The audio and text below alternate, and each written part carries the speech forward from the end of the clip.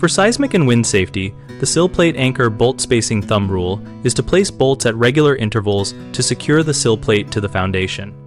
The common thumb rule is to install anchor bolts every 6 feet, with the first and last bolt positioned about 12 inches from each end of the sill plate, which provides uniform clamping and reduces uplift risks. Start by marking bolt locations on the sill plate and transfer those marks to the foundation before setting the plate, so holes line up and you avoid field drilling through treated wood. Use anchor bolts of the specified diameter and length so the required embedment into concrete is met. Typically a minimum of 7 inches of embedment for standard bolts, though you must verify your local code and project specifications. Place washers under nuts and use plate washers when required to distribute load and prevent wood crushing, especially near corners and shear walls. At shear walls and openings, supplement bolts with hold-downs or straps to resist overturning moments.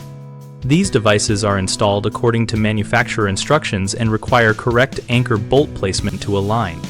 Always confirm bolt thread engagement with the nut is sufficient and that bolts are plumb so tightening achieves full clamping without bending the bolt.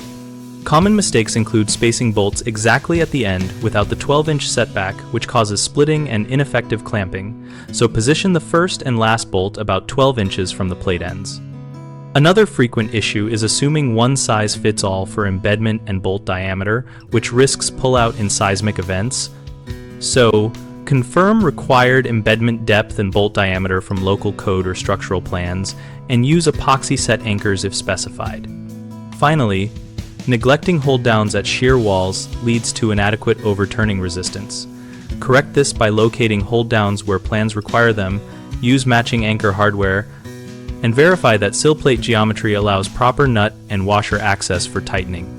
BigHomeProjects.com connects homeowners with local contractors and provides a discussion community where we and other users share practical tips on anchoring sill plates and meeting seismic or wind requirements.